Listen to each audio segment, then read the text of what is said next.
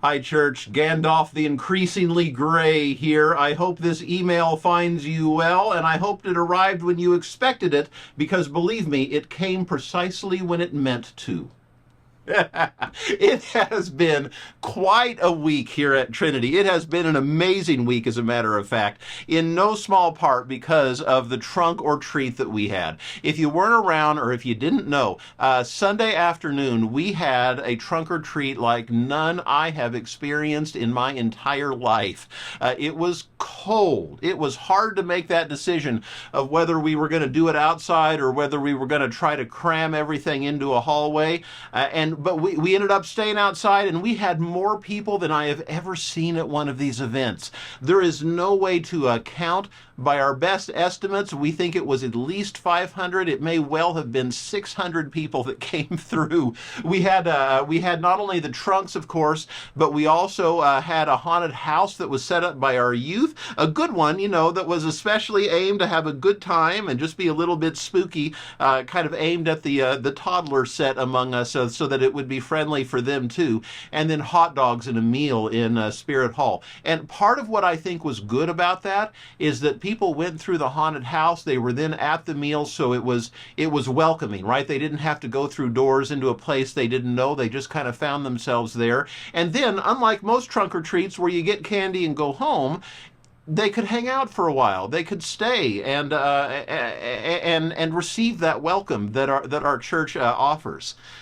For me, it was a perfect example of what I say on so many Sunday mornings about how we want the full life in Christ for ourselves, but the goal is that we're so full with Christ's life that it overflows to the people around us, and that we as a church overflow to the community. There it is, right? There it is exactly. Because there were so many people from the neighborhood, from the surrounding neighborhoods and elsewhere, that probably never set foot in a church at any time. But this time they did, and instead of finding a place that was scary, ironically, they found it to be one of welcome. And it warmed my heart to see, and I hope you all know just how good a ministry you did the other day. It was fantastic. I do want to say a couple words of thanks. I think the biggest thanks undoubtedly have to go to Amy Holland, our connections coordinator. She put so much work into this, but if she were here, she would very quickly say that it's only because she had a great committee and great helpers even beyond that. So on the committee, I want to say a quick thanks to Barb, Sarah, Shannon, and Bob. Food helpers, Barb and Mike, Janet, Patty, and Michelle. The haunted house was put together by Patty, Sophie, Tommy, Jimmy, and the youth group. Oh my goodness, the youth group got into this. They were actually talking about their motivation and their process for the characters they played, and it was fantastic. And there were little kids that were loving it so much that they wanted to go through a second time. So thank you to all of you who helped. And I want to give a special thanks to all of our trunk hosts, and especially to you all, because you're the ones that braved the cold out there in the lot. And it was a sacrifice, I know, but what a good event we had because of it. So thank you to each and every one of you. There's too many to name, but you know who you are. I understand that even one of our growth groups put together a trunk. I didn't get to see that myself. I was at my own post, but what a great mission project for one of our growth groups. So thank you all.